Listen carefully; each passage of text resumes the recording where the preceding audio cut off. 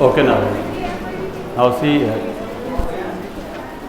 in today's session we are going to discuss here the female and the male genital organs and their functions, the anatomy and the physiology of the female genital system in our first session, and in our second session we will be discussing here the male genital organs, their anatomy and their physiology.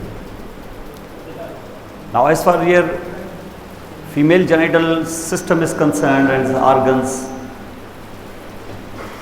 you can clearly divide them into two portions, you can say, internal genital organs and external genital organs.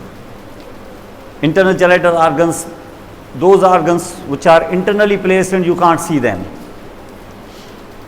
and the external genital organs which actually they appear on surface, you can see them and you can examine. And these organs are connected here to the external, are connected here to the internal genital organs. As far as the internal genital organs are concerned, if you look at them, in case of female, there are 4 internal genital organs. 4. And out of these 4 internal genitalia, we call them internal genitalia also, internal genital organs. These are the organs which in fact are related here to the reproductive system. Reproduction means they are producing the germ cells, you can say. It's not producing just germ cells, but they are doing many other functions like the germ cells fusion, fertilization, and remaining everything, you can say.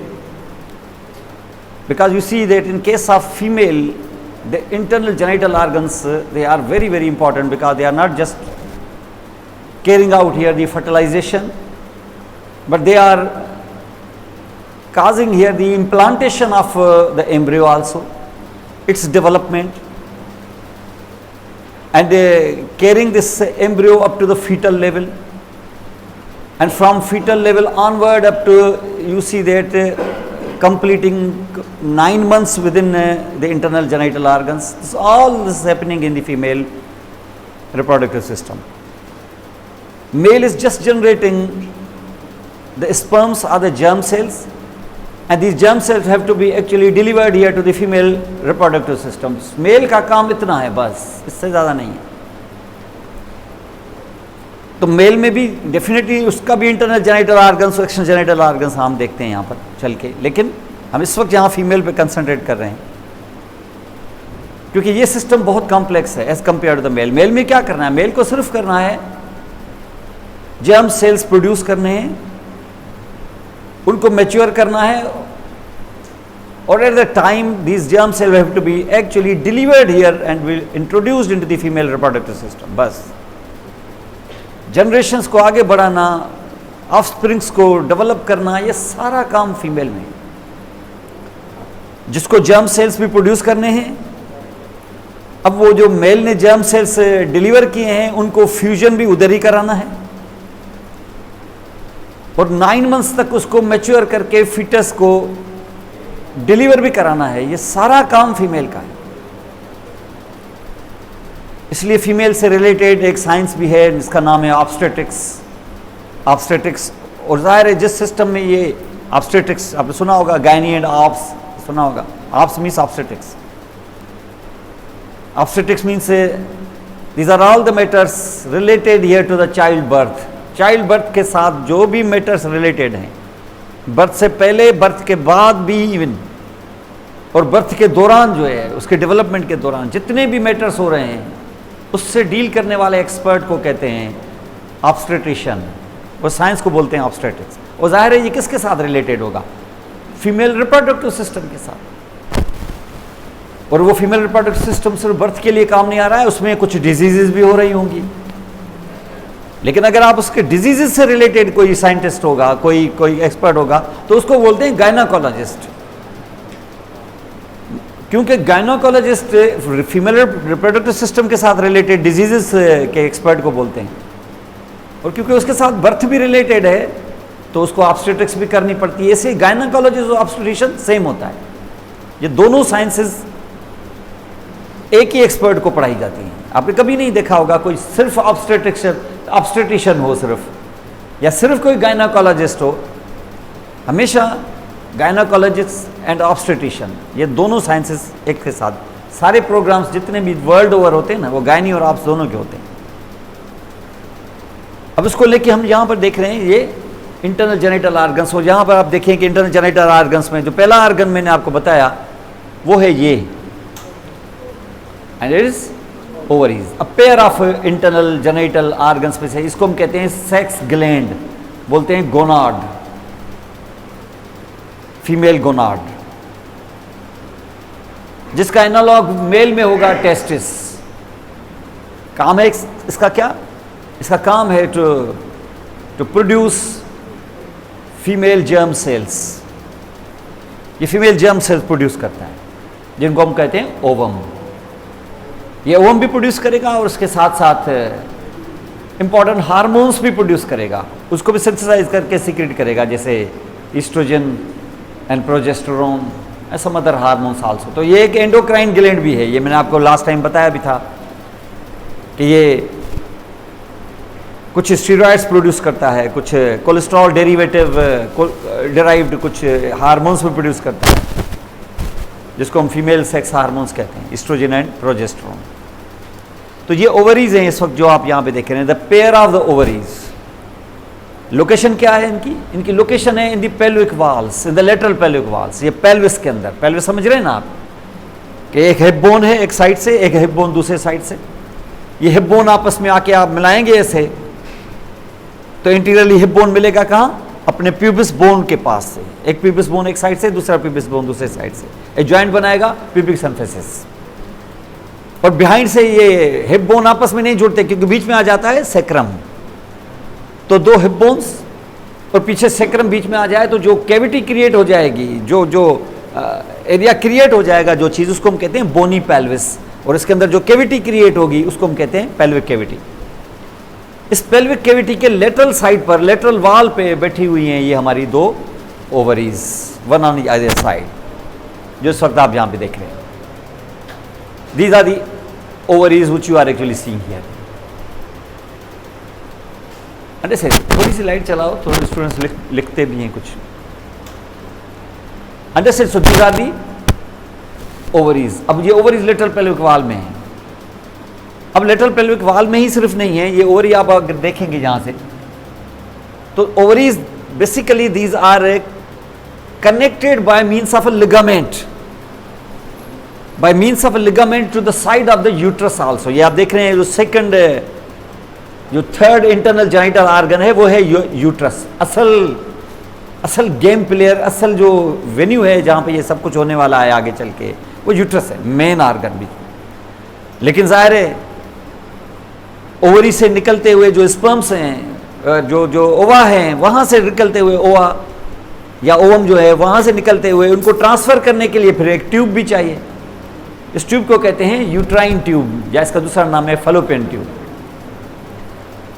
अब वो जो Fallopian tube आप यहाँ पे देख रहे हैं वो कनेक्टेड है यहाँ से किसके साथ? यूट्रस के साथ। वो तो है ही, लेकिन इस ओवरी को भी कनेक्ट किया हुआ है इस लिगामेंट ने with the superior lateral angle of the uterus.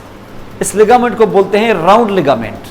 ये लिगामेंट है, कोई डक्ट वक्ट नहीं है, ये सिर्फ उसको सपोर्ट देने के लिए। इसको बोलते हैं राउंड लिगामेंट ऑफ ओवरी।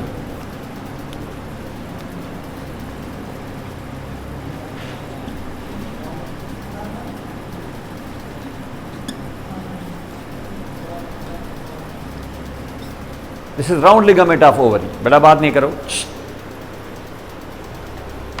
इसको राउंड लिगामेंट ऑफ ओवरी कहते हैं। और ये ओवरी इस वक्त यहाँ पर आपको नजर आ रही है, one on either side in the lateral pelvic wall.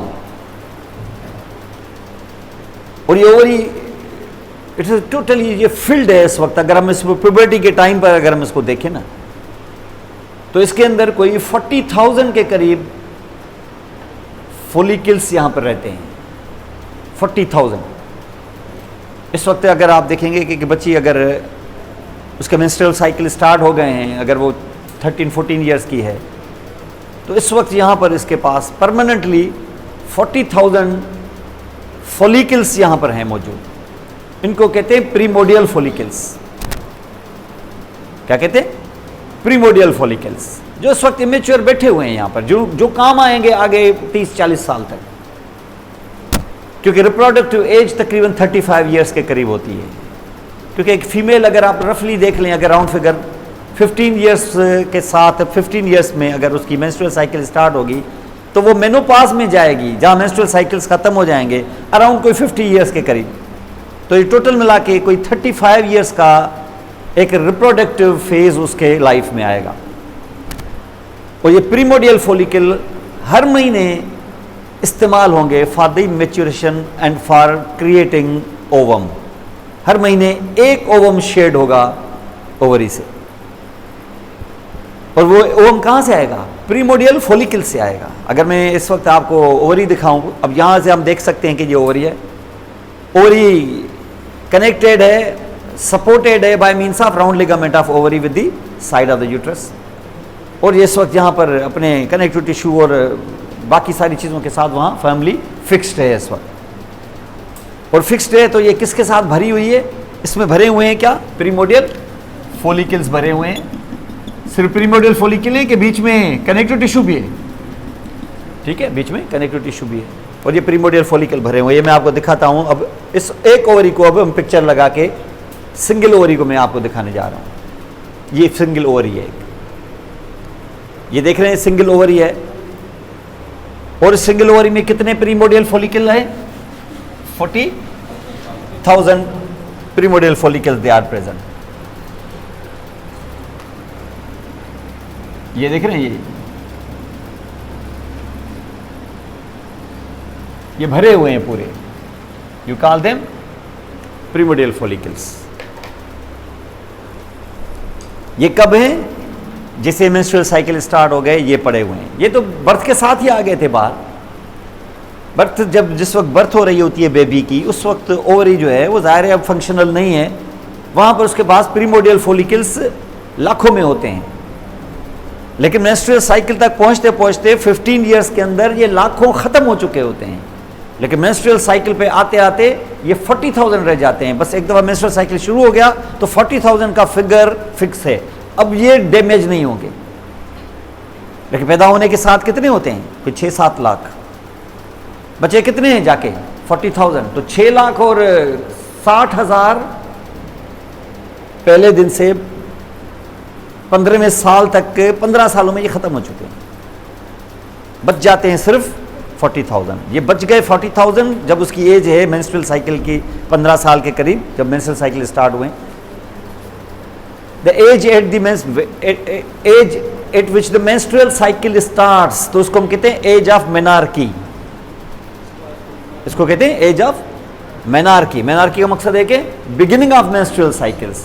किसी की एज ऑफ मेनार्की 12 ईयर्स होती है, किसी की 13, किसी की 14, किसी की ज़्यादा हो सकती है। इसको एज ऑफ मेनार्की कहते हैं, age of menarche. And when the menstrual cycle stops, इसको बोलते हैं menopause. Pause, menstrual cycle stop, इसको मेनोपाज कहते हैं। वो जो एज है तकरीबन वो 48 और 50 ईयर्स के करीब है। तो जब वो 15 ईयर्स की एज ऑफ मेनार्की पे आके उसके ये प्रीमोडियल फॉलिकल कितने बैठे हुए हैं? कोई 40,000 के करीब। अब मेंस्ट्रुअल साइकिल स्टार्ट हो गए हैं, अब ये 50 ईयर्स तक चलते रहेंगे। ये आपको पता है ये मंथली साइकिल होता है। Monthly cycle that stretches over 28 days. ये बिल्कुल ऐसे जैसे चांद के 28 दिन होते हैं ना, वैसे मेंस्ट्रुअल साइकिल के भी 28 दिन होते हैं। जैसे वहाँ चांद के दिन होते हैं 28, 2 हिस्सों में तकसीम 14-14, वैसे इसके भी 14-14 होते हैं मेंस्ट्रुअल साइकिल। जैसे उसका वो 14th डे बड़ा इंपॉर्टेंट होता है जिसमें फुल ब्लोन मून होता है, वैसे इसका भी 14th डे बड़ा इंपॉर्टेंट होता है। यही वो दिन होता है जहां वो अपना वो काम करता है जहां पर उसको एक ओवम बाहर शेड करना होता है, डे ऑफ ओव्यूलेशन। ये देख रहे हैं यहां से ये ओवम बाहर निकल रहा है। ये कहां से बाहर निकल रहा है? इस प्रीमोडियल फॉलिकल से, क्योंकि प्रीमोडियल फॉलिकल में अंदर छुपा है एक इमेच्योर ओवम। ये मैच्योर होगा कितने दिनों में? 14 दिनों में। और मेच्योर होके ये बाहर निकलेगा। ये एकदम से नहीं आएगा प्रीमोडियल फॉलिकल से। इस प्रीमोडियल फॉलिकल में कितने प्रीमोडियल फॉलिकल बैठे हुए हैं? 40,000, और हर एक में एक ओवम बैठा हुआ है, लेकिन वो इमेच्योर ओवम है। एवरी मंथ नाउ, अब जो प्रीमोडियल फॉलिकल हैं, जैसे मेंस्ट्रुअल साइकिल स्टार्ट होगा, अब यहां से देखेंगे ना, जैसे ये मेंस्ट्रुअल साइकिल स्टार्ट होगा हमारा कितने दिनों का? 28 डे का, 1 से लेके 14 तक, और ये 14 से लेके 28 तक। ये मेंस्ट्रुअल साइकिल जैसे स्टार्ट होगा, ये पहला दिन, तो ये जो प्रीमोडियल फॉलिकल्स हैं ये मैच्योर होना शुरू हो जाएंगे। कितने? एक नहीं, 5 से 20 तक, क्योंकि अगर एक हुआ वो रास्ते में मैच्योर ना हो सका तो वो तो साइकिल जाया हो जाएगा। ये एट अ टाइम रेस में शुरू हो जाते हैं कितने? 5 to 15, 5 to 20 तक स्टार्ट हो जाते हैं, मैच्योरिटी उनकी स्टार्ट हो जाती है। कोशिश सभी करेंगे कि हो जाएं मैच्योर और निकल आए बाहर, लेकिन कामयाब सिर्फ एक होगा। बाकी सारे जितने भी 19 हैं जो रेस में शुरू हुए हैं, अगर 20 हुए तो 19, अगर 5 हुए तो 4, अगर 10 हुए तो 9, वो आखिर में रास्ते में ही फिजल आउट हो जाएंगे, डाट होके रह जाएंगे। बस हमने कोशिश तो की थी, हो नहीं सका, वो डाट होके रह जाएंगे, लेकिन एक जारी रहेगा और वो आखिर में इस लेवल तक पहुंच जाएगा। तो इसका मकसद है कि इनिशियली क्या होता? इनिशियली प्रीमोडियल फॉलिकल्स, और initially primordial follicle day 1, day 2, day 3, 4, 5 ऐसे चल दे, ये सिलसिला चलेगा। और जब ये चलेगा तो ये प्रीमोडियल फॉलिकल होते क्या है? अंदर एक ओवम होता है, उसको सराउंड कर रहा होता है एक बड़ा थिन सा सेल का एक कोटिंग। और सेल भी कैसे? सेल भी ऐसे जैसे इसको हम एपिथेलियम, मैंने लास्ट टाइम बताया था, इतना थिन कोटिंग। ये प्रीमोडियल फॉलिकल है। ऐसे 40,000 थे, उनमें से हर महीने 5 से 20 मैच्योर होना शुरू हो जाते हैं। किसके इन्फ्लुएंस में? Under the influence of FSH। कौन देता है? Pituitary gland. पिट्यूटरी ग्लैंड देते हैं, और पिट्यूटरी ग्लैंड के FSH के अंडर द इन्फ्लुएंस यहां ये ग्रो करना शुरू करते हैं। और जब ग्रो करना शुरू करते हैं तो फिर ग्रोथ में क्या होगा? ग्रोथ में ये जो सिंपल स्क्वामस एपिथेलियम है, ये थोड़ा सा स्क्वामस नहीं रहेगा, अब थोड़ा सा क्यूबॉइडल हो जाएगा ऐसे, और अंदर ओवम भी क्या करेगा? थोड़ा मैच्योर होगा। फिर अब इसको हम प्रीमोडियल फॉलिकल नहीं कहेंगे, हम इसको कहेंगे प्राइमरी फॉलिकल।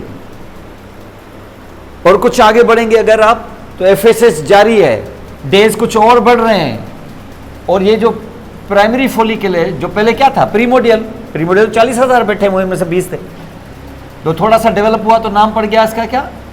Primary follicle. जैसे ये देख रहे हैं, थोड़ा और आगे बढ़ेगा तो आप देखेंगे कि इसके जो सेल्स हैं, आपको जो सिंगल लेयर में है, ये मल्टीपल लेयर्स हो जाएंगे। कौन इन्फ्लुएंस कर रहा है इनको? FSH। तो फिर इनका नाम पड़ जाएगा सेकेंडरी फॉलिकल। मैच्योर हो रहा है, दिन बढ़ते जा रहे हैं, और ये देख रहे हैं यहां से ये मल्टीपल लेयर हो गए, और ये ओवम यहां बैठा हुआ है। और आप आगे बढ़ेंगे तो इसके अंदर आपको देखेंगे एक फ्लूइड की स्पेस, ये फ्लूइड फील्ड स्पेस जाहिर होना शुरू हो जाएगी, इसमें पानी भरना शुरू हो जाएगा।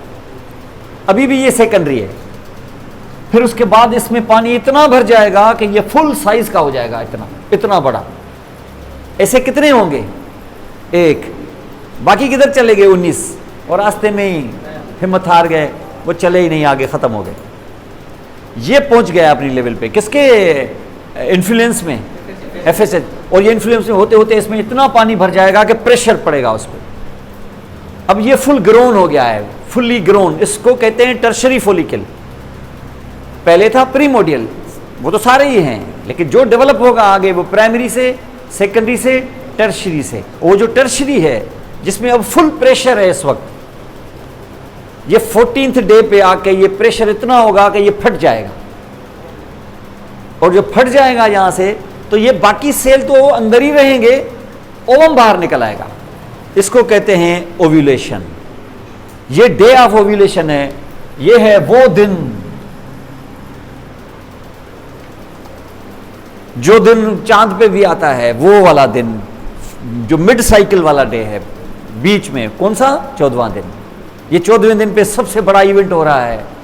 ओवम बाहर निकल आया है, मैच्योर ओवम। अभी भी फुल्ली मैच्योर नहीं है, मैं आपको बता दूं, अभी इसमें थोड़ी तराश खराश होना बाकी है, लेकिन फिलहाल निकल आया है। ये समझ लो कि 80% मैच्योर हो चुका है। 100% अभी भी नहीं हुआ है, 80% मैच्योर हो चुका है। मैच्योर होके बाहर आ गया, हम कहते हैं इसको ओव्यूलेशन। तो मेंस्ट्रुअल साइकिल के अंदर ओव्यूलेशन कौन से डे पे होती है? 14th डे पे मेंस्ट्रुअल साइकिल जारी है। और ये जो मेंस्ट्रुअल साइकिल जारी है, तो इस दौरान कौन सा हार्मोन काम कर रहा है? FSH। और FSH किसको ग्रो करा रहा है? फोलिकल्स को, तभी तो उसका नाम है फोलिकल स्टिमुलेटिंग हार्मोन। और ये अभी ओव्यूलेशन करा चुका है। ये अब जो ओव्यूलेशन जहां हो चुकी है, तो ये ओवम बाहर आ गया है, जो 80% मैच्योर है। वो जिससे बाहर आ गया उसको हम कहते हैं डे ऑफ ओव्यूलेशन। ऐसा दिन बड़ा इंपॉर्टेंट है, चांद में भी आया है, फुल ब्लोन मून, 14वीं का चांद। ये भी मेंस्ट्रुअल साइकिल में 14वीं का चांद ही है हमारे लिए, यूं समझ लो। क्योंकि अगर ये काम नहीं हुआ तो खेल ही खत्म दुनिया का, सारा खेल इसी पे तो है। ये इंसान जो है आगे आज देख रहे हैं, ये इंसान की जो ह्यूमन स्पीशीज देख रहे हैं, यहीं से तो आगे बढ़ेगी। तो ये सबसे बड़ा इवेंट ये है।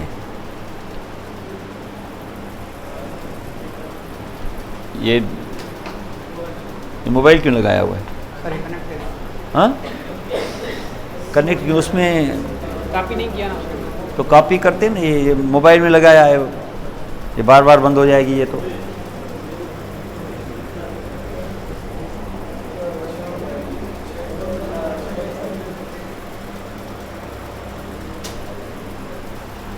चलो चलो ठीक है, फिलहाल रहने देते हैं, फिर दूसरी वाली प्रेजेंटेशन लगा देना उसमें।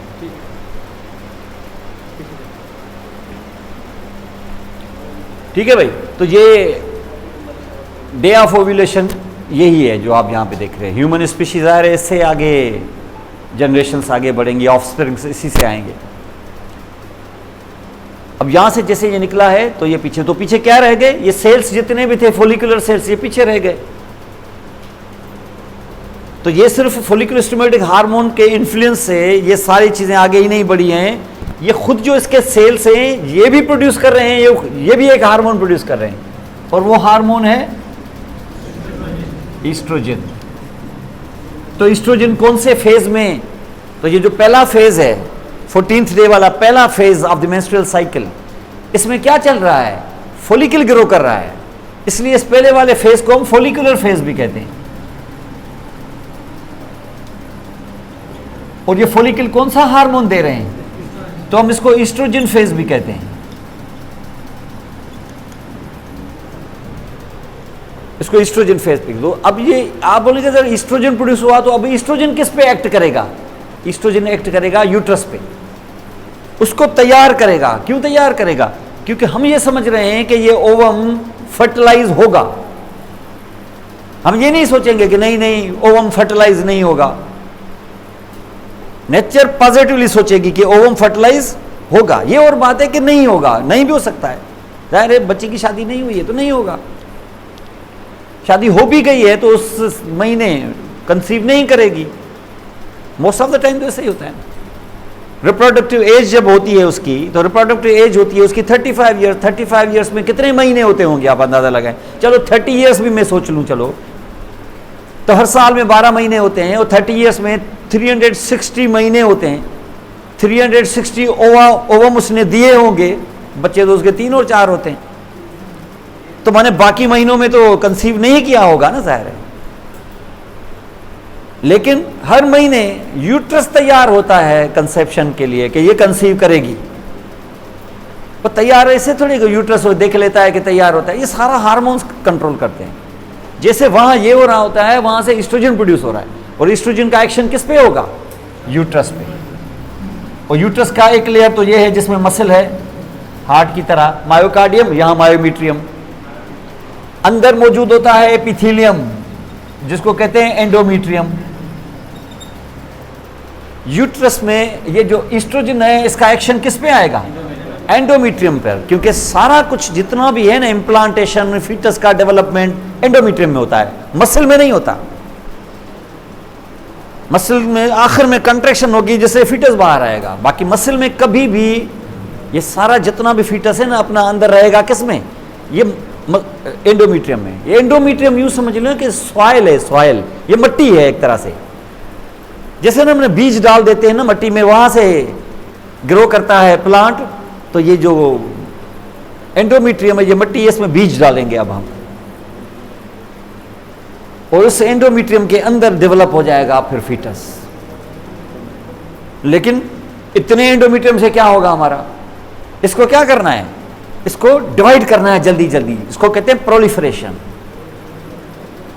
कौन कराएगा प्रोलिफरेशन इसकी, ईस्ट्रोजन, वो है ही प्रोलिफरेटिंग हार्मोन। इसी की प्रोडक्शन की वजह से तो उस लड़की के अंदर चेंजेस आ जाती हैं, ब्रेस्ट की डेवलपमेंट, एवरीथिंग डेवलप ग्रो हो जाती है ईस्ट्रोजन की वजह से, क्योंकि it is a proliferating hormone. तो oestrogen now works on endometrium, और वो क्या हो जाएगा, डिवाइड होना शुरू हो जाएगा। तो फिर इस हालत में रहेगा कि थिक हो जाएगा और इसके ग्लैंड्स बनना शुरू हो जाएंगे, ये इतना मोटा हो जाएगा। कौन से डे से ऑनवर्ड, ये देखेंगे 14th डे के इस दौरान ये होता जाएगा होता जाएगा होता जाएगा। कितने दिनों तक ये सिलसिला चलेगा, 14th डे तक चलेगा, जब तक हो जाएगी क्या, ओव्यूलेशन। अब ओव्यूलेशन हो गई है, अब ओव्यूलेशन कौन से डे पे हुई है, 14th डे पे। अब कोई 14th डे पे ये यूट्रस का जो वाल है, जो एंडोमीट्रियम है, ये इतना थिक हो चुका होगा। ये नहीं है कि ये ओवम अभी आया है 14th डे पे तो 14th डे पे यूट्रस में पहुंच जाएगा, ऐसा नहीं होगा। इसको यहां पहुंचते पहुंचते 1 हफ्ता लगेगा। और माने ये पहुंचेगा कब, 14th डे में आया है बाहर, 15th 16th 17th 18th 19th 20th day पे जाके मुश्किल से ये यूट्रस में पहुंचेगा। और जब ये यहां पहुंचेगा तो जहां यूट्रस की ये जो एंडोमीट्रियम है ये इतनी मोटी और थिक हो चुकी होगी, किसके एक्शन से, ईस्ट्रोजन। इसका एक्शन 14th डे तक ईस्ट्रोजन का एक्शन है। उसके बाद ओवम के निकलने के बाद ये जो फॉलिकल रह गया है ना, ये वाला, क्या इसमें ओवम है क्या, अब खाली है ये। अब इसको हम फॉलिकल नहीं कहेंगे, अब ये इस वक्त यहां से बस्ट हो चुका है। अब फिर ये दोबारा जुड़ जाएगा, सेल्स मिक्स हो जाएंगे, लेकिन अभी इसमें ओवम नहीं है, ये इस तरीके से हो जाएगा। अब इसके ऊपर जो एक्शन होगा वो एफएसएच का नहीं होगा, क्योंकि ये फॉलिकल तो रहा नहीं ना। अब इसका एक्शन जो होगा वो एलएच का होगा, और एलएच इसको क्या करेगा, इसके अंदर मोर फेट और ज्यादा चीजें करके इसको येलो बना देगा, पीला बना देगा इसको। तो हम इसका नाम डाल देंगे, इसको वहां नाम डाल देंगे, ये एक पीली बॉडी है, पीली बॉडी। बॉडी को बोलते हैं कार्पस, येलो को बोलते हैं ल्यूटियम, इसलिए इसका नाम पड़ जाता है corpus luteum. Corpus, corpus body को कहते हैं, ल्यूटियम येलो को कहते हैं। जैसे एल्बम, एल्बा व्हाइट को बोलते हैं, नायग्रा ब्लैक को बोलते हैं, वैसे ल्यूटिया येलो को कहते हैं। तो इसको कहते हैं कार्पस ल्यूटियम। तो ये कार्पस ल्यूटियम ये किसके कहने पे ग्रो करेगा, एलएच के। और अब ये क्या बनाएगा, ये अब ईस्ट्रोजन नहीं बनाएगा, ये एक और हार्मोन प्रोड्यूस करेगा, वो होगा प्रोजेस्टेरोन।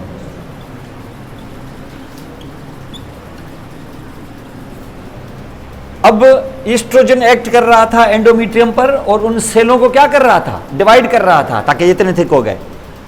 अब जब ईस्ट्रोजन का काम खत्म हुआ तो अब एक्शन करेगा कौन, किस पे, प्रोजेस्टेरोन पे। कौन से डे से लेके ऑनवर्ड, 14 के बाद 15, 16, 17, 18, 19 वगैरह।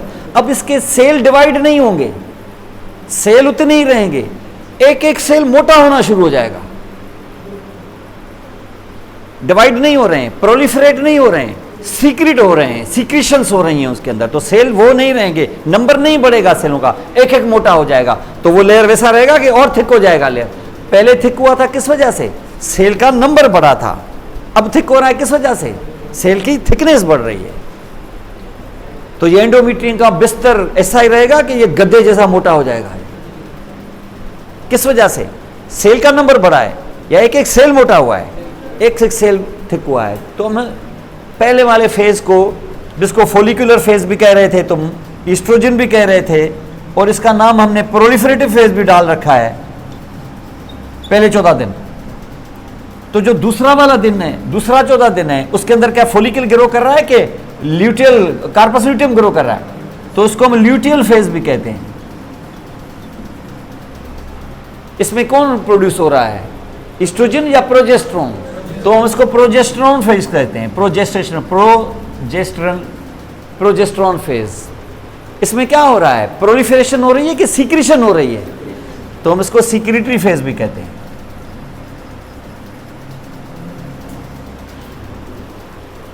ये तीनों नाम है इसके ऊपर रखे हुए। एक 14th डे से पहले वाले 14 दिन, एक 14th डे से आखिरी वाले, एक ओव्यूलेशन से पहले वाले 14 प्री ओव्यूलेटरी फेज, और एक उसके बाद वाला पोस्ट ओव्यूलेटरी फेज। ये 2 फेजेस होते हैं।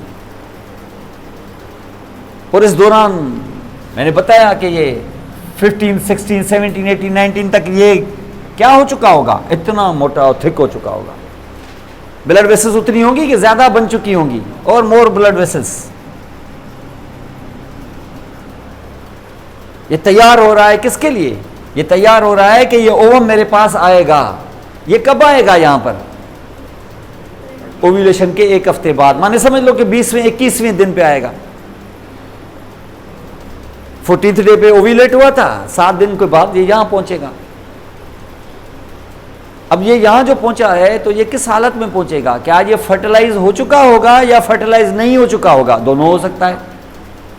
नहीं क्यों? हो भी सकता है।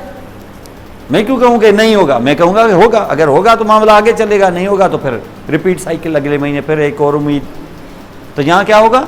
यहां समझ लें कि ये नहीं हुआ है फर्टिलाइज, ये फर्टिलाइज नहीं हुआ है, लेकिन उधर कार्पस ल्यूटियम वो तो मौजूद है ना।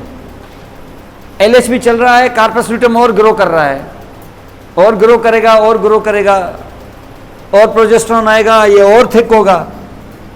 लेकिन जो एलएच है, जो मैंने बताया कि जारी है, एलएच जो है वो 21वें दिन के बाद वो नीचे गिरना शुरू हो जाता है। जब ये गिरना शुरू हो जाता है तो कार्पस ल्यूटियम इसी हालत में रहता है, या वो भी श्रिंक होना शुरू हो जाएगा। तो प्रोजेस्टेरोन की जो सप्लाई जारी थी वो चलेगी कि वो भी कम होना शुरू हो जाएगी। तो ये जो इतनी बिल्डिंग खड़ी थी प्रोजेस्टेरोन के आसरे पे, ये रहेगी या आस्ते आस्ते वो भी श्रिंक होना शुरू हो जाएगी? जब वो नहीं रहेगी तो इसका ऊपर का 2/3 जो है वो शेड होके बाहर निकल जाएगा। कब बाहर निकलेगा? जब एलएच बिल्कुल नीचे आके बैठ जाएगा। तो ये क्या करेगा? ये शेड होके बाहर निकल जाएगा। ये कोई 28वां 29वां दिन होगा, जिससे मेंस्ट्रुअल फ्लो स्टार्ट हो जाएगा, जो अगले 2-3 दिन जारी रहेगा। लेकिन अगर ये ओवम फर्टिलाइज होके आ गया, कौन से दिन पे? 21वें दिन पे। फर्टिलाइज हुआ है कहां? फर्टिलाइज हुआ है फलोपियन ट्यूब में। फर्टिलाइजेशन वहां होती है, फ्यूजन कहां होती है? फलोपियन ट्यूब में। कौन से दिन पे? ये कौन से दिन पे बाहर आया था? 14th डे पे। और फर्टिलाइजेशन तब होगी जब स्पर्म इसको 24 घंटे के अंदर अंदर आके फर्टिलाइज करे। अगर 24 घंटे से ज्यादा हो गया ना, तो ये ओवम वायबल नहीं रहेगा। इसका मकसद है कि वो दिन जो है ना फर्टिलाइजेशन, वो जो ओव्यूलेशन का दिन है, ये बड़ा इंपॉर्टेंट है। क्योंकि हस्बैंड को ये पता ही नहीं है अगर ओव्यूलेशन किस डे पे हो रही है, तो फिर फर्टिलाइजेशन होने के चांसेस बहुत ही कम रह जाएंगे, क्योंकि उसको पता ही नहीं है। उसने सेक्सुअल कांटेक्ट डेवलप किया है अपने मर्जी से, अपने टाइम पे, मेंस्ट्रुअल साइकिल का हिसाब ही नहीं लगाया उसने, ओव्यूलेशन के डे का ही पता नहीं उसको। 14th डे पे ओव्यूलेशन हुई है, सेक्सुअल कांटेक्ट उसने 17वें दिन पे किया है, तो पीछे जो ओवम रह गया मौजूद होगा, लेकिन ओवम फर्टिलाइज नहीं होगा, क्योंकि उसको वहां ओवम को ओव्यूलेट हुए 48 घंटे गुजर चुके हैं। तो इसका मकसद है कि for fertilization ovum must be fresh. How much fresh? It should not be older than you can say 36 hours. 1.5 दिन से ज्यादा पुराना नहीं होना चाहिए। लेकिन अगर वहां पर स्पर्म्स पहले से ही मौजूद हैं, ओव्यूलेशन 14th डे पे होगी, लेकिन हस्बैंड ने सेक्सुअल कांटेक्ट डेवलप किया है मेंस्ट्रुअल साइकिल के 7, 8वें, 9वें दिन पे, तो उसके जो स्पर्म्स वहां पड़े होंगे, ओवम के आने के टाइम पर स्पर्म कितने पुराने होंगे? ठीक है ना। अगर 9th डे पे हुआ है और वो 14th डे पे हुआ है तो 5 दिन, 8th डे पे हुआ है तो 6 दिन। तो जो स्पर्म्स 6 दिन पुराने हैं वो वायबल हैं, उससे फर्टिलाइजेशन हो जाएगी, क्योंकि ओवम तो फ्रेश है ना, ओवम 14th डे वाला है, लेकिन स्पर्म्स 6 दिन पहले से ही वहां पर मौजूद है, तो भी फर्टिलाइजेशन हो जाएगी। क्योंकि स्पर्म 7 से 8 कहते हैं कि 10 दिन वाले स्पर्म्स भी फर्टिलाइज कर जाते हैं। 10 दिन तो बहुत ज्यादा है, लेकिन समझ लो कि 6 से 7 दिन पुराने स्पर्म्स फ्रेश ओवम को फर्टिलाइज कर जाएंगे, लेकिन फ्रेश स्पर्म्स पुराने ओवम को नहीं कर सकेंगे। इसका मकसद है कि मेंस्ट्रुअल साइकिल के डेज और ओव्यूलेशन के डेज की बड़ी इंपॉर्टेंस है, ओव्यूलेशन की इंपॉर्टेंस है बहुत ज्यादा। तो मेंस्ट्रुअल साइकिल जिस दिन ओव्यूलेशन हो रही है उससे पहले वाले डेज सेक्सुअल कांटेक्ट के लिए बहुत इंपॉर्टेंट है। बाद वाले डेज जो है ना वो सेक्सुअल कांटेक्ट में सक्सेसफुल नहीं है, क्योंकि ओवम 14th डे पे है और 16-17 डे पे सेक्सुअल कांटेक्ट के बावजूद फर्टिलाइजेशन नहीं होगी, क्योंकि ओवम पुराना हो चुका होगा। और ये बहुत इंपॉर्टेंट होता है फॉर दोज कपल्स जहां पर इनफर्टिलिटी के प्रॉब्लम्स होते हैं।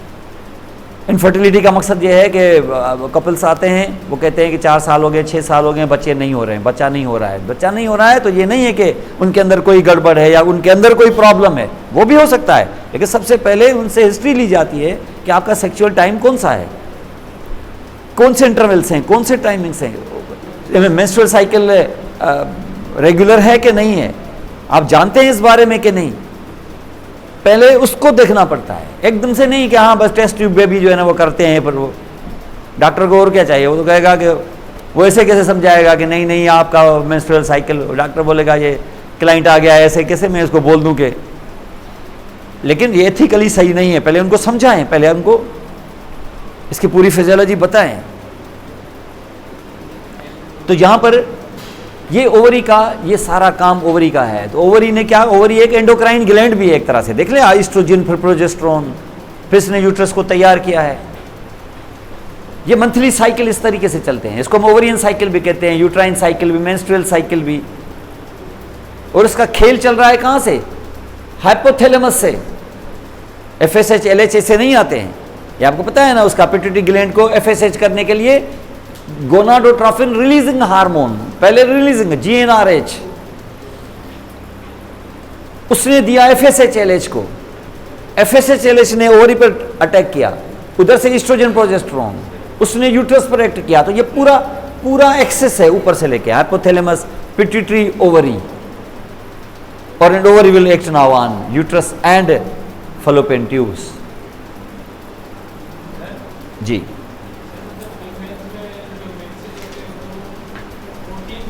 नहीं, मेंस्ट्रुअल 14th डे बेटा कैसे होंगे, ये मैंने बताया कि 14th डे तक तो ये अच्छा खासा थिक हो चुका है, उसके बाद अगले 14th डे पर और थिक होएगा। किस वजह से, प्रोजेस्टेरोन की वजह से। आता हूं मैं अभी फिलहाल मैंने ओवरी बताई है। अब एक जो रिलीज हुआ है उसको कैच कर लेगा ट्यूब, फैलोपियन ट्यूब, और इसको यूट्रस तक पहुंचाने में 1 हफ्ता लगेगा। माने इसका मकसद यह है कि मेंस्ट्रुअल साइकिल के किस डे पे पहुंचेगा, 21वें डे पे। लेकिन क्योंकि पीछे कार्पस ल्यूटेम अभी प्रोजेस्टेरोन दे रहा है तो ये वाल अभी और थिक होगी, लेकिन 28वें दिन पे ये प्रोजेस्टेरोन की सप्लाई विथड्रॉ कर लेगा तो ये बिल्डिंग धड़ाम से गिरेगी आके। अगर कंसीव नहीं किया तो, अगर कंसीव किया तो ये बिल्डिंग नहीं गिरेगी।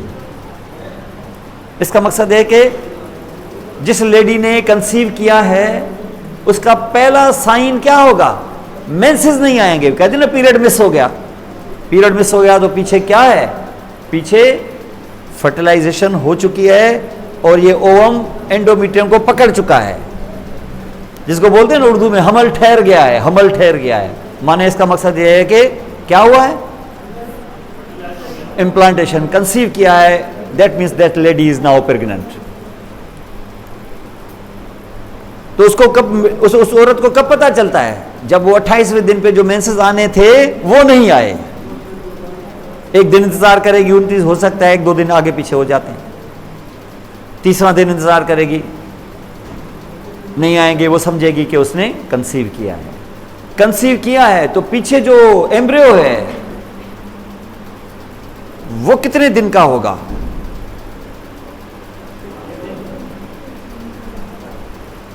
जब लेडी को पता चला, उस खातून को पता चला कि मैंने कंसीव किया है, अब मैं उम्मीद से हूं, तो ये एम्ब्रियो उसके पेट में इस वक्त कितने हफ्ते का होगा या कितने दिनों का होगा? हाँ क्या जी? 2 से 3 दिन, 1 हफ्ते का। जो 1 हफ्ते का बोल रहा है वो मुझे बताए कैसे 1 हफ्ते का?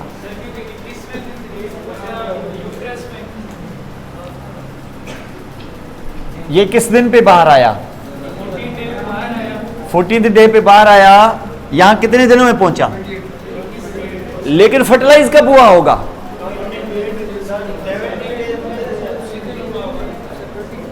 21वें दिन पे फर्टिलाइज होगा। 14th डे पे निकला है, 7 दिन बाद कैसे फर्टिलाइज होगा? मैंने बताया 24 घंटे में फर्टिलाइज होना है इसको, तो ये 15वें दिन पे हो जाएगा फर्टिलाइज। और ये फर्टिलाइज होके जब 15 दिन पे यहां आके पहुंचा है, तो यहां आके 21वें दिन पे पहुंचा है, लेकिन यहां आके 21वें दिन पे पहुंचा है तो एम्ब्रियो की उस वक्त एज कितनी होगी? 1 हफ्ता। भाई 15वें दिन पे ये अगर फर्टिलाइज हुआ और 21वें 22वें दिन पे पहुंचा है तो 1 हफ्ता हो गया ना। तो इसका मकसद है कि 1 हफ्ता, 21वें दिन पे 1 हफ्ता। लेडी को थोड़ी पता है कि अंदर क्या चल रहा है, वो समझ रही है मेरे मेंस्ट्रुअल साइकिल चल रहे हैं, अंदर चल रहा है, 28वें दिन पे मुझे मेंसेस आएंगे। और जब वो 28वां दिन पहुंचा तो एम्ब्रियो कितने हफ्ते का हो गया? 2 हफ्ते का हो गया एम्ब्रियो, और उसका पीरियड मिस हो गया। अगर 3 दिन और इंतजार किया उसने तो एम्ब्रियो तो 3रे हफ्ते में शुरू हो गया है। 2 दिन और इंतजार करेगी तो उसका हार्ट बीट भी शुरू हो जाएगा। और उस खातून को अब पता चला कि मैं प्रेग्नेंट हो गई हूं, और एकदम से घर पे टेस्ट कर लेगी, छोटा सा 100-200 रुपए का टेस्ट है, यूरिन प्रेगनेंसी टेस्ट।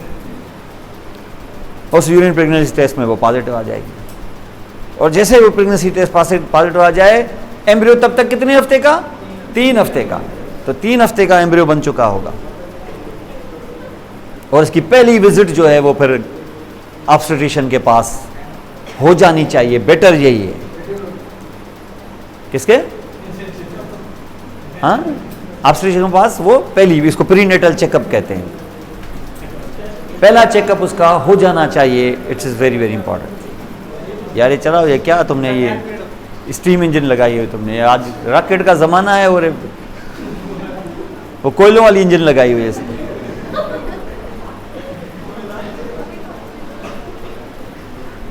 अंडरस्टैंड? तो ये इतना बड़ा काम है ओवरी का, इसको समझना होगा। लेकिन आप लोगों को मैं थोड़ा सा इस वजह से, क्योंकि एक अच्छा खासा नंबर है नर्सेज का, फीमेल का भी और मेल का भी, मेल में भी आपको ये चीज़ें समझनी चाहिए। और ये अगर आप फिजियोलॉजी इसकी समझ लेंगे ना, तो आप यकीन करें आपको पूरा पता चल जाएगा। इवन आप अपनी family planning without any medication, आपको पता चल जाएगा कि सेफ पीरियड कौन से होते हैं। आपको किसी दवाई की, किसी कंडोम्स वगैरह किसी की जरूरत नहीं पड़ेगी। अगर रेगुलर मेंस्ट्रुअल साइकिल्स हैं तो प्लानिंग ऐसी कर सकते हैं आप कि आदमी हैरान रह जाए। अगर आपको फिजियोलॉजी इसकी आती है आपको, वो तब आएगी जब आपको समझ में आएगा। कुदरती है इस तरीके से। चांद के दिन देखेंगे वो फिक्स होते हैं ना, वो आगे पीछे तो होते नहीं है। उसके हिसाब से आप पूरा प्लान कर सकते हो। चांद की फलां तारीख को मैं जाऊंगा, उसी दिन जाएंगे आप। ऐसे नहीं कि चांद देखूं उस दिन चांद होता है कि नहीं होता, ऐसे होगा क्या? वो लाखों करोड़ों सालों से चांद की यही एज है, चल रही है ये।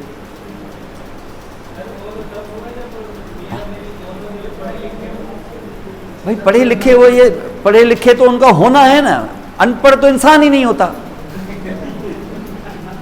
पढ़े लिखे होना है उनको। हमारी पहली वही इकरा है, उसको न पढ़े लिखे होने का तो कोई सवाल ही नहीं है।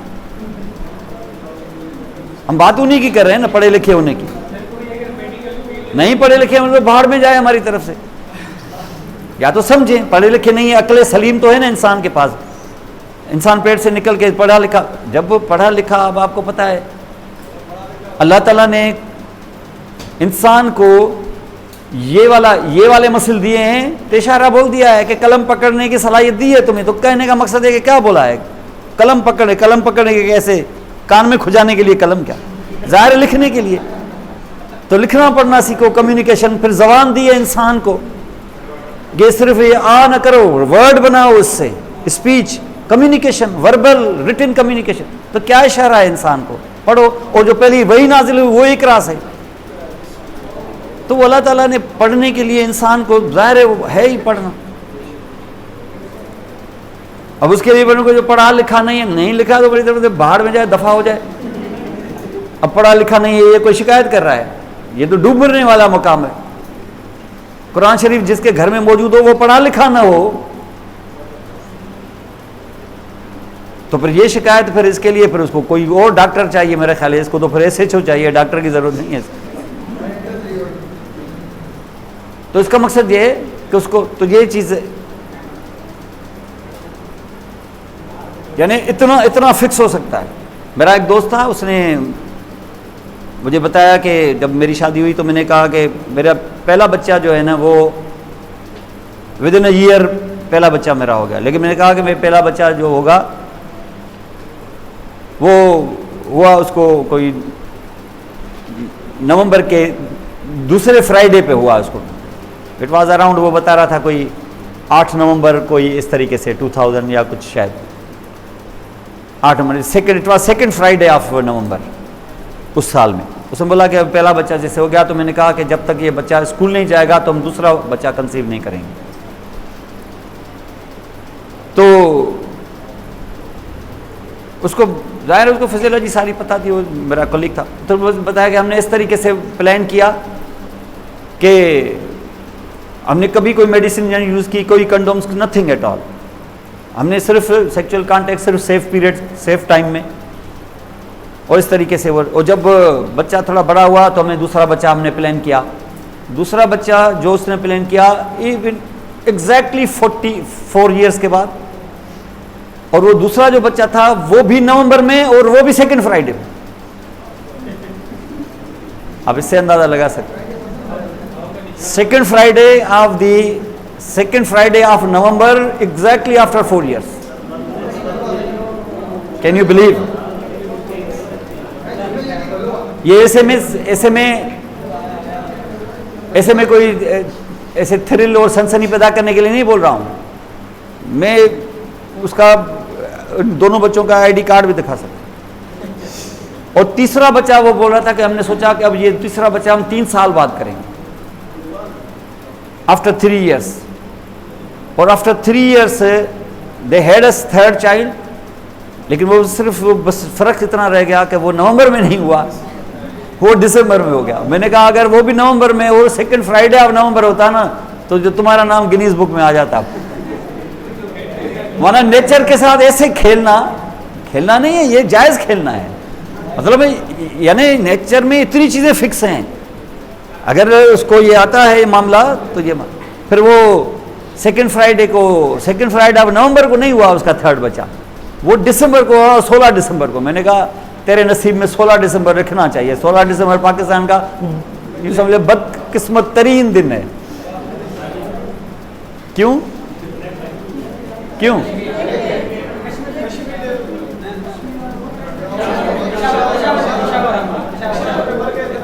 पेशावर का वाकया तो बहुत देर से हुआ है, इससे पहले पाकिस्तान के साथ 16 दिसंबर और भी बदकिस्मती के साथ जुड़ा हुआ। तो आप पैदा नहीं हुए थे ना, इसलिए उस जमाने में पाकिस्तान 2 टुकड़ों में बटा था।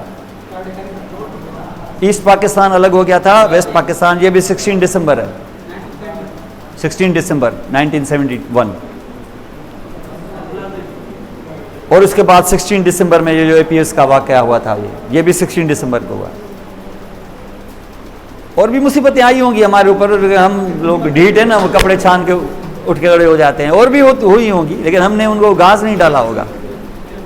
वैसे भी 16 दिसंबर खामखा बदनाम है, हमारे सारे दिन ही ऐसे हैं अंडर से। तो ये this will be actually the ovary. तो ओवरी पर हम काफ़ी देर बात कर सकते हैं, लेकिन ये टाइम है कम। हम इंटरनल जनरेटर आर्गन के एक और हिस्से पे जा रहे हैं, जहाँ से ये ओवम जो इस वक्त ओव्यूलेट हुआ है, ये ओवम उस ट्यूब में चला जाएगा जिसका नाम होगा फॉलोपियन ट्यूब।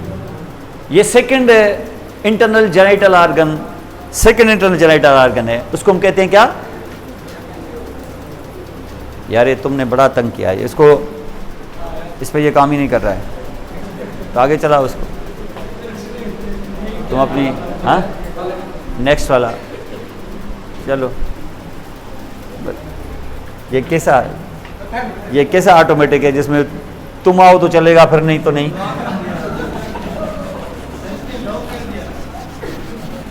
आजकल चीज़ें ऐसी हो गई कि मैं घर पे हूं तब भी चेंज हो। आजकल दुनिया पता है आपको कैसे है। मैं अपने मोबाइल से यहाँ पर गाड़ी में बैठ के, यहाँ पर घर का बिजली का लोड जो है ना, मैं यहाँ से सेट करता हूँ बैठ के, और यहाँ पे स्लाइड के लिए मुझे इसको बुलाना पड़ रहा है। ऐसे ये मेरे लिए 16 दिसंबर लग रहा है। अब यहाँ पे आप देखें कि ये इस वक्त ये क्या है? ओवरी है, और ये वो लिगामेंट, राउंड लिगामेंट सपोर्ट, और ये आ रहा है वो tube, Fallopian tube. Fallopian tube किसके साथ कनेक्टेड है? With the uterus, superior lateral angles of the uterus. Uterus का स्ट्रक्चर दिखा रहे हैं आपको, ये सुपीरियर लेटरल स्ट्रक्चर ऑफ ये यूट्रस के साथ, उसके एंगल के साथ, और ये इसके वेरियस पार्ट्स हैं। एक पार्ट तो जाहिर है यूट्रस के मसल के अंदर भी घुसा हुआ होगा ना, जाहिर है, ऐसे तो नहीं को अटैच है, ऐसे वो तो ट्यूब है जाहिर है। यानी अगर मैं यूट्रस को ऐसे दिखाऊं आपको, ये इसका मसल है, तो अगर मैं यहाँ से ये ट्यूब अटैच करूँगा और ये निकलेगा तो ऐसे होगा ना, तो इसका मकसद है कि इस ट्यूब ने मसल में ट्रेवल किया होगा कि नहीं, ठीक है ना। तो ये मसल में ट्रेवल किया है इसमें, तो ये जो अंदर वाला पार्ट है ना, जो मसल के अंदर है, उसको हम कहते हैं इंट्राम्यूरल पार्ट। इंट्राम्यूरल, म्यूरल वाल को कहते हैं, वाल के अंदर। ये वाल के अंदर है कि उसके बाद वाल से बाहर आ गया, ठीक है ना। अब शुरू हुआ जो वाल से बाहर है। जो वाल से बाहर है, जो इनिशियल पोर्शन ये है, ये नैरो होता है काफी, इसको कहते हैं इस्थमस। इस वाले हिस्से को, इसको क्या बोलेंगे? इसको इस्थमस कहेंगे। नेक्स्ट जो हिस्सा होगा वो खासा डायलेटेड होता है ऐसे, इसको बोलते हैं एम्प्यूला। और यही वो जगह है जहां पर ओव्यूलेशन के बाद आके ओवम यहां आके रुक जाता है 4 से 5 दिन तक। और यही वो जगह है जहां पर 14th डे पे आने के बाद मोस्ट प्रोबेबली 15 दिन पर यह फर्टिलाइज होता है। तो फर्टिलाइजेशन यूट्रस में नहीं होती है, ampulla of the Fallopian tube में होती है। यह सबसे बड़ा इवेंट जो अल्लाह ताला ने फॉलोपियन ट्यूब को जो एजाज बख्शा है, वहां पर fertilization of the human and formation of zygote इधर होता है। कौन से डे पे? ओव्यूलेशन के नेक्स्ट डे पे, 15वें दिन पे। तो स्पर्म्स को भी यहां पहुंचना होता है, इधर ही आके वो कंटेस्ट, मुकाबला इधर होगा। ये वो स्टेडियम है जहां पर पहला मैच यहां आएगा, मैच पड़ेगा इधर जाके फॉलोपियन ट्यूब पे। इसका मकसद ये हुआ कि फॉलोपियन ट्यूब पे उसके अंदर जो ल्यूमन है, इसका पेटेंट होना बड़ा जरूरी है, क्योंकि अगर कहीं ब्लॉक हो गया तो ओवम आ जाएगा, फंस जाएगा, इधर से स्पर्म्स आ ही नहीं सकेंगे, बीच में पर्दा तो हो ही नहीं सकेगा। तो इसका मकसद है कि इनफर्टिलिटी का एक काज फॉलोपियन ट्यूब का ब्लॉक होना भी है। अगर बच्चे नहीं हो रहे हैं तो इसका मकसद यह है कि देखना पड़ेगा पहले कि उसकी फिजियोलॉजी के हिसाब से सेक्सुअल कांटेक्ट हो भी रहा है कि नहीं। अगर वो भी हो रहा है तो फिर देखेंगे कि मेल में स्पर्म्स की कमी तो नहीं है, फीमेल में ओवम निकल भी रहा है कि नहीं। ये सब कुछ ठीक है तो फिर या पैसेज में कोई मसला है, कहीं ऑब्स्ट्रक्शन तो नहीं है। फिर आगे से इस तरीके से इन्वेस्टिगेट करके फिर नतीजे पे पहुंचते हैं कि इसका इलाज क्या होना चाहिए। तो यहां से मैंने बताया कि ये है एम्पुला, और एम्पुला के बाद जो नेक्स्ट वाला हिस्सा होगा ना वो ये है, ये इतना ह्यूज, और ये जो ह्यूज है यहां पर इसके ये फिंगर लाइक ऐसे प्रोजेक्शंस होते हैं, इनको हम कहते हैं फिम्ब्रिया। तो ये पहले क्या है, इंट्राम्यूरल पार्ट, इस्थमस, एम्पुला, और ये वाइडर पोर्शन इसको कहते हैं इन्फंडिबुलम, फनेल की तरह जैसे कीफ होती है ना, जैसे ये होता है फनेल, इसको हम कहते हैं इन्फंडिबुलम। और उसके बाद ये होते हैं क्या, फिंगर लाइक, इसको फिम्ब्रिया कहते हैं। इस फिम्ब्रिया में 2 से 3 फिम्ब्रिया, कम से कम 2 फिम्ब्रिया इतने लंबे होते हैं कि ओवरी को ड्रैप करते हैं, ऐसे कवर कर लेते हैं काफी, कि कभी भी इससे कोई ओवम अगर ओव्यूलेट हो जाए तो उसको पकड़ लूं मैं, और पकड़ के कहां डाल दूं, अपने ल्यूमन में, जैसे ना ये ऐसे ऐसे, और ये एकदम से मूव करना शुरू कर देते हैं। किस वजह से, हार्मोन्स की वजह से। कौन से हार्मोन्स, LH वगैरह जो चल रहा है यहां पर, जिसने क्या किया, ओव्यूलेट किया है, और ये इस तरीके से यहां पर मूव करना शुरू करेंगे, और ओव्यूलेट हो गया यहां पर तो इसको अंदर ल्यूमन में डाल देगा अंदर, और ल्यूमन में डाल के डालते डालते कहां लेके आएगा इसको, एम्पुला में, और यहां आके ये रुक जाएगा, वेट करेगा यहां पर। और वेट क्या करना है इसको, ये कहां वेट करेगा, ये देखेगा यहां पर आएगा कि अगले को 24 घंटे के अंदर स्पर्म्स को पहुंचना चाहिए, इधर पहुंच गया तो मोस्ट प्रोबेबली फर्टिलाइज हो जाएगा। वो अगर नहीं पहुंचा तो इसकी वाइटलिटी खत्म हो जाएगी, अगले एक दिन 24 घंटे 48 घंटे में ये खत्म हो जाएगा, डिजेनरेट हो खत्म हो जाएगा। अब अगर स्पर्म्स पहुंच भी गए तो इसको फर्टिलाइज नहीं कर सकेंगे, तो उस महीने कंसेप्शन नहीं होगी। लेकिन यूट्रस तैयारों में बैठा हुआ है, वो समझता है ये आएगा, ये फर्टिलाइज हो गया, उसको थोड़ी पता है कि फर्टिलाइज नहीं हुआ है, ये फर्टिलाइज होगा। वो अपने 15 दिन खुशी खुशी में इतना मोटा हो चुका होगा, और 15 दिन पे जाके 30वें 28वें दिन पे उसको पता चलेगा कि ऐसा कुछ हुआ ही नहीं है, उसका ऐसा कुछ नहीं हुआ है। ऐसा नहीं, इसको वैसे पता चलेगा, ज़ाहिर है वो हार्मोन्स कम होते जाएंगे और ये शेड हो जाएगा। तो इसका मतलब है कि कंसीव नहीं किया तो मेंसेस वैसे के वैसे आ जाएंगे, लेकिन अगर कंसीव किया तो मेंसेस अब नहीं आएंगे। सिजेशन ऑफ मेंस्ट्रुएशन, पहला साइन कि कंसीव हो गया है, पीरियड मिस हो गया, कहते हैं पीरियड मिस हो गए। तो पीरियड मिस का मकसद है कि पीरियड आने थे, पीरियड्स आने थे, अब नहीं आए, तो पीछे चांस है कि कंसीव हुआ है। अब यहां से अब देखें कि ये ट्यूब इस तरीके से होता है, और ट्यूब ने फिर कनेक्ट किया है किसके साथ, यूट्रस के साथ। तो ये ट्यूब ने यूट्रस के साथ, अब देखें इसके पार्ट्स आपको यहां समझ में आ चुके होंगे, और ये इस वक्त आपको थोड़ा सा दिखा रहा है कि ये ट्यूब जो है ना, क्या इसमें इन्फ्लेमेशन है, फाइब्रोसिस हो गई है, तो पैसेज ब्लॉक हो गया है यहाँ से। तो ये स्पर्म्स यहाँ से आए भी तो ये आगे नहीं बढ़ पाएंगे, एम्पुला में पड़ा हुआ होगा यहाँ पर ओवम, लेकिन दोनों की मीटिंग नहीं हो सकेगी। ये पता लगाना बड़ा ज़रूरी है। इसके लिए फिर हम एक एक्सरे लेते हैं, एक्सरे में ज़्यादा सॉफ्ट टिश्यू नज़र नहीं आएगा, फिर हम एक डाई डालते हैं अंदर, बाहर से वजाइना से डाई डालते हैं, वो यूट्रस में चली जाती है, यूट्रस से फलोपियन ट्यूब में चली जाती है, तो वो जो ल्यूमन होता है वो फिर डाई में नजर आता है। अगर यहां से हमने डाई डाली, यहां नहीं पहुंची, तो इसका मकसद है कि ब्लॉक है रास्ते में। इस एक्सरे को हम कहते हैं, यूट्रस को बोलते हैं हिस्टीरो, मीट्रियम भी बोलते हैं, लेकिन जैसे आप यूट्रस को रिमूव करने को कहते हैं हिस्टेरेक्टमी, तो इसको हम उसको कहते हैं हिस्टीरियो। ट्यूब को कहते हैं सेल्पिंग्स, ट्यूब की अगर इन्फ्लेमेशन हो जाए ना तो उसको बोलते हैं सेल्पिंजाइटिस, ट्यूब को बोलते हैं सेल्पिंग्स। तो हिस्टीरो, सेल्पिंगो, यूट्रस भी और फलोपियन ट्यूब भी। ग्राफी, विजुअलाइज एक्सरे, ये वो एक्सरे है जिसमें डाई डाल के एक्सरे लेते हैं, इसको बोलते हैं हिस्टीरो सेल्पिंगोग्राफी। हमें पता चल जाता है कि पैसेज खुला है कि कहीं ब्लॉक है। अगर ब्लॉक है तो उसको खोलना पड़ेगा। ये फाइब्रस टिश्यू इस तरीके से, कोई इन्फ्लेमेशन हुई है जिसकी वजह से फाइब्रोसिस हो गई है, स्कार बन गया है, तो उस स्कार को खोलना होगा। तो ये यहां से क्या करेंगे, एंडोस्कोपी करके यहां से इसको काट के इसको खोल देंगे, साफ कर देंगे, तो रास्ता साफ कर देंगे। इसको हिस्टीरोसेल्पिंगोग्राफी कहते हैं। तो ये फलोपियन ट्यूब इस तरीके से यहां पर है। उसके बाद ये जो बड़ा इंपॉर्टेंट जो एरिया है, ये organ this is called uterus. Uterus में आपने देखा होगा कि ये कौन आ रहा है इसके अंदर, फलोपियन ट्यूब। उसके सुपीरियर लेटरल एंगल पे कौन आ रहा है, उसके साथ कनेक्ट कर रहा है कौन, फलोपियन ट्यूब। तो उसको साथ फलोपियन ट्यूब। ये अभी मैंने बताया ना, ये इंट्राम्यूरल पार्ट है, ये इस्थमस है, ये एम्पुला है, ये इनफंडिबुलम है और ये फिम्ब्रिया है।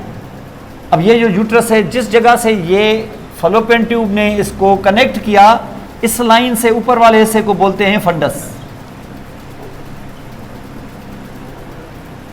और इससे नीचे वाले हिस्से को कहते हैं बॉडी। बॉडी में आपने देखा होगा कि ये जो ऊपर का हिस्सा है ये वाइडर है और आस्ते आस्ते ये नैरो होता जाएगा। नैरो होने के बाद थोड़ा फिर वाइड होगा, फिर नैरो। ये देख रहे हैं, ये ऐसे, फिर वाइड, फिर नैरो। ये यहां इस तरीके से आके खत्म हुआ। जहां से ये नैरो हुआ है और उसके बाद जो नैरो हुआ है, इस वाले हिस्से को कहते हैं सर्विक्स।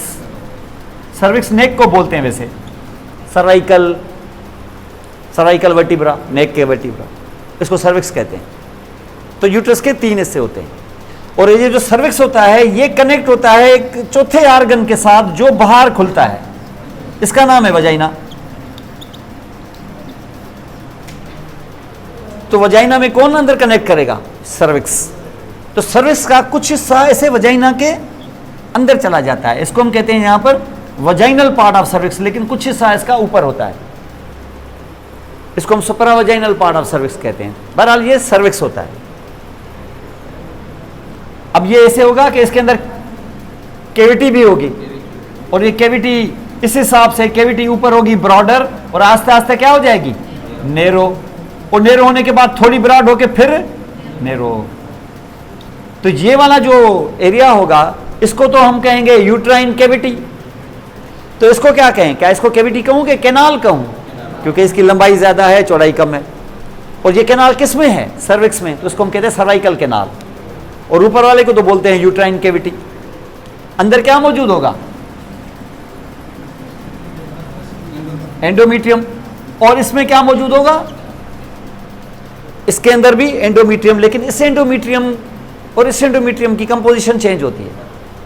ये जो हार्मोन की वजह से चेंजेस आती है ना, वो इसमें आती हैं, इसमें नहीं आती, इसमें आती हैं, इसमें भी आती हैं, लेकिन असल चेंजेस इसके अंदर आती हैं।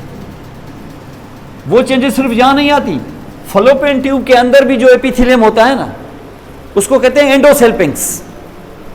एंडोमीट्रियम नहीं, क्योंकि मीट्रियम तो यूट्रस को कहते हैं, इसको कहते हैं एंडोसेल्पिंग। उसमें भी चेंजेस आती हैं, उसके अंदर भी चेंजेस आती हैं, और कभी कभी ये चेंजेस फर्टिलाइज्ड ओवम को, जो ओवम था जो फर्टिलाइज हो गया था, कहां हुआ था, एम्पुला में।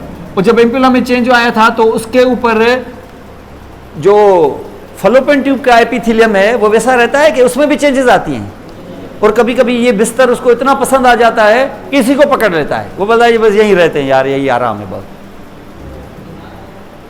यानी इसका मकसद ये है, होना क्या था, इसको लुढ़कते लुढ़कते इसमें आना था, 21वें दिन पे यहां आके पकड़ लेना था इसको, और इसमें घुस जाना था। मट्टी ये है, बीज इसमें डालना है, उसको वही फलोपियन ट्यूब के ऊपर वो जो चढ़ा हुआ है अंदर, क्या एंडोमीट्रियम, वहां एंडोमीट्रियम नहीं, वहां उसका नाम एंडोसेल्पिंग्स है, वो उसको इतना बिस्तर पसंद आ जाता है कि उसको पकड़ लेता है। अगर उसको पकड़ लिया उसने, तो क्या फिर यूट्रस में आएगा क्या, वही ग्रो करना शुरू करेगा। अच्छी बात है क्या, ये खतरनाक बात है, क्योंकि यहां से जो इसने ग्रो करना शुरू किया, चेंजेस वही आएंगी, मेंस्ट्रुअल साइकिल बंद हो जाएगा, लड़की जो है वो कंसीव कर चुकी होगी, वो खुश हो चुकी होगी, सब कुछ मुबारक हो गया, पता चला फलोपियन ट्यूब पे पकड़ लिया है उसने। अभी तो इतना छोटा सा है, पता नहीं चलेगा, लेकिन कंसीव किया, बिल्कुल साइन सिम्टम बिल्कुल वही होंगे प्रेगनेंसी वाले, मेंसेस जो है वो नहीं आएंगे, वो सब कुछ वोमिटिंग फलां ये वो कुछ। तभी मैं कहता हूं कि अगर हो जाए फौरी तौर पे पहले वीक में ही, यानी बच्चा तब तक 3rd वीक का हो चुका होता है, एकदम से ऑब्स्टेट्रिशियन के पास जाएगी, पहला अल्ट्रासाउंड हो जाना चाहिए, और अल्ट्रासाउंड होगा, पता चलेगा यूट्रस खाली है, 3 हफ्ते का एम्ब्रियो कहां पकड़ा हुआ है उसने, फलोपियन ट्यूब। इसको कहते हैं एक्टोपिक प्रेगनेंसी, एक्टोपिक। गलत जगह पे प्रेगनेंसी हुई है, इम्प्लांटेशन सही जगह पे नहीं हुई, इसको कहते हैं एक्टोपिक प्रेगनेंसी। ये अभी तीसरे हफ्ते का है, चौथे हफ्ते में इतना मोटा हो जाएगा और 5वें हफ्ते में यूट्राइन ट्यूब फट जाएगा। 9 मंथ नहीं गुजारेगा इधर, 5वें चौथे हफ्ते में रप्चर हो जाएगा। अगर वो लेडी गई होगी ऑब्स्टेट्रिशियन के पास और अल्ट्रासाउंड हुआ होगा तो तीसरे हफ्ते में हमें पता चल जाएगा। टर्मिनेट करेंगे प्रेगनेंसी को फौरन, इससे पहले कि यूट्राइन ट्यूब रप्चर हो जाए। यूट्राइन ट्यूब जब हो जाए तो ये इमरजेंसी है, इतनी ह्यूज ब्लीडिंग होती है कि रास्ते में इवन लेडीज जो है ना वो एक्सपायर हो जाती है। मेरे एक डॉक्टर दोस्त की wife, she died of ruptured ectopic pregnancy. और एक्टोपिक प्रेगनेंसियां उमूमन फलोपियन ट्यूब में ही होती हैं, इसलिए इसको ट्यूबल प्रेगनेंसी कहते हैं। ये चौथा, 5वें, 6ठे हफ्ते तक, बहुत ज़्यादा 7वें हफ्ते तक जाएगी। और अगर अभी भी आंखें नहीं खोली तो रप्चर हो जाएगा। और रप्चर होने के बाद तो बड़ी मुसीबत से बचना मुश्किल होता है, क्योंकि रास्ते में इतनी ब्लीडिंग हो चुकी होती है, पहले तो पता ही नहीं चलता है, पेट में दर्द, ये वो, ये पेशेंट शॉक में चला जाता है, इतनी ब्लीडिंग। और उसके बाद वो शिफ्ट होगा, वो आर्टरी लाइगेट करेंगे, ब्लड देंगे, कहाँ इतना टाइम है यहाँ। इसलिए हम कहते हैं कि जब पीरियड मिस हो जाएं तो फ़ौरन से पेशतर कंसल्टेशन एक हो जानी चाहिए। बाकी कंसल्टेशन देर से करना चलो, लेकिन प्रीनेटल चेकअप पहला जो है ना एज अर्ली एज पॉसिबल, ताकि तसल्ली हो जाए कि एवरीथिंग इज ओके। भाई इतना निकाल को इतना वो होता है क्या बड़ा, वो ज़्यादा से ज़्यादा मटर का दाना भी बहुत ज़्यादा है, इससे भी आधी साइज का होता है। निकालेंगे यकीनन, बिल्कुल निकालेंगे, उसको एबॉर्शन कर देंगे। नहीं, यूट्रस में ऐसे नहीं डाल सकते, ऐसा कोई हो जाए, ऐसे निकाल के फिर यूट्रस में डालना, ये कोई ऐसे थोड़ी कोई डाई डाल रहे थे तो डाई और इसमें फर्क नहीं है। ख्याल अच्छा है लेकिन होता नहीं है ऐसे। बचा लो वो, उसको निकाल के उसमें डालने से पहले कि वो खातून को बचा लो, वो अगले महीने कंसीव हो जाएगी दोबारा। वो निकाल के उसमें डालना, इतने तजुर्बे नहीं करो। 40,000 ओवम हैं अंदर, प्रीमोडियल फॉलिकल हैं, इतनी रिस्क लेने की कोई ज़रूरत नहीं है।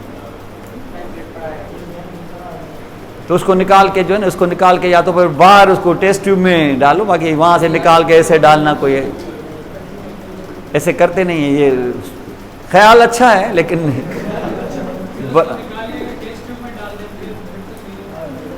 ये थ्योरेटिकली तो चलो बात समझ में आती है कि ऐसे भी कर सकते हैं, लेकिन करते नहीं है, ऐसे वायबल नहीं है, ये चीज़ें वायबल नहीं है। ये करेगा कुछ आगे से, कुछ ये खुनाम मचाएगा आगे कहीं जाके। ध्यान शुरू में ध्यान ऐसे ही आते हैं, ख्याल ऐसे आते हैं, थ्योरी ऐसे होती है, पहले आइडिया आता है, फिर ऐसे शैतानी दिमाग काम करता है, फिर उसके बाद ईजाद चीज़ें जो हुई हैं ना ऐसे ही हुई हैं।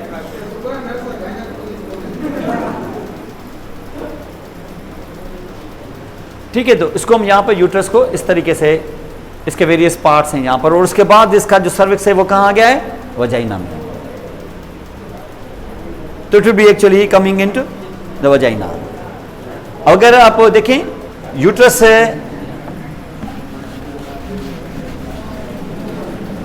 इंटैक्ट लेडी में यूट्रस की पोजीशन ये होती है इस तरीके से, लेकिन अगर आप इसको सही तरीके से देखेंगे ना, तो ये देखिए आप यूट्रस में किस तरीके से बच्चा पूरा जो है 9 मंथ्स पूरे करके इस वक्त यहाँ पे वो तैयारी पकड़ रहा है फॉर डिलीवरी पर्पस। अब देखिए ये जो यूट्रस है ना, ये जो इस वक्त पेल्विस में दिखाया है, बिहाइंड से है क्या, जीआईटी का आखिरी हिस्सा रेक्टम, आगे है यूरिनरी सिस्टम का आखिरी हिस्सा ब्लैडर, और बीच में खड़ा है कौन, यूट्रस। ये है vagina, this is vagina and this is uterus. ये ऐसे नहीं है जो हमने आपको अभी दिखाया कि ऐसे यूट्रस और वजाइना सीधे खड़े हैं, नहीं, रियल सेंस में यूट्रस ऐसे होता है, ऐसे 45 नहीं, 45 ऐसे हो जाएगा, 90 कम अज कम 45, ये 45 है। ये वैसे काफी वाइड दिखाया है, ये 90 डिग्री पे होता है, इसको बोलते हैं एंटी वर्जन एंटी, इसको एंटीवर्टेड यूट्रस कहते हैं, इसको कहते हैं एंटी वर्जन। मामला सिर्फ यहां नहीं है, ये यहाँ है, उसके बाद उसका जो फंडस और ये बॉडी वगैरह ना, ये थोड़ी और टिल्ट होती है, यानी पहले ऐसा वजाइना के साथ 90 डिग्री और उसके बाद थोड़ी सी 10 डिग्री और डाउन, इसको कहते हैं एंटीफ्लेक्शन।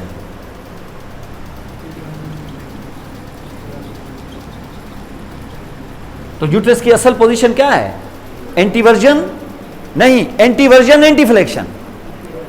एंटीवर्जन माने 90 डिग्री वजाइना के साथ और 10 डिग्री मोर बॉडी टिल्ट हो जाए सर्विक्स के साथ, तो इसको एंटीफ्लेक्शन कहते हैं। जो रियल पोजीशन होती है ना, वो ये होती है।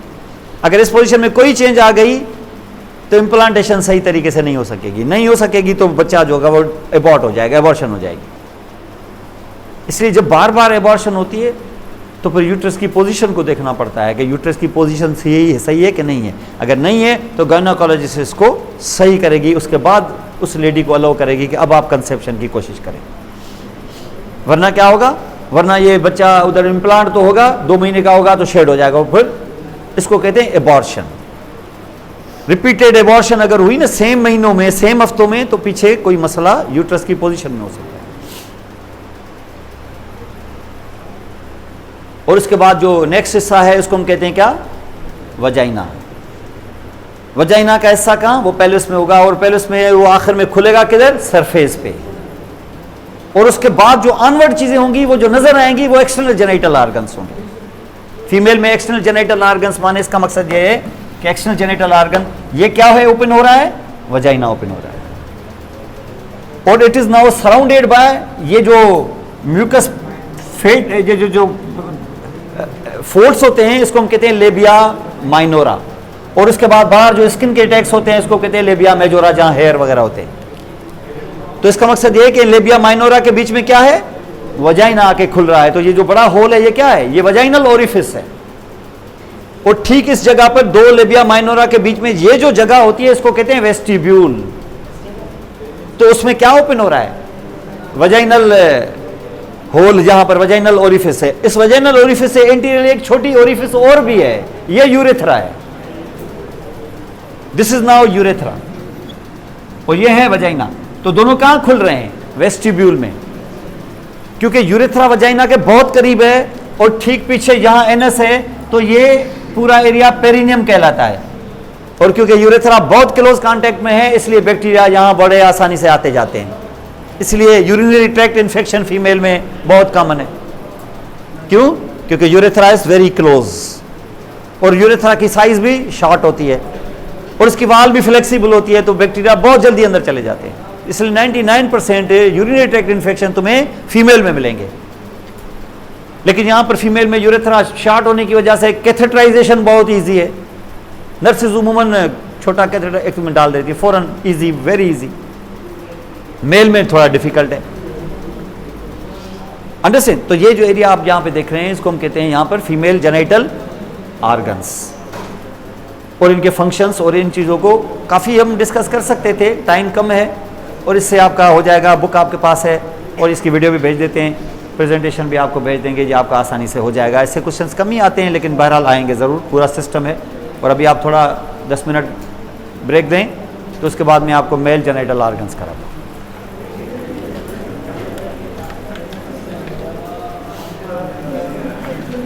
अभी भेजता हूँ मेल जेनिटल, उसको फिर उसमें सिस्टम में से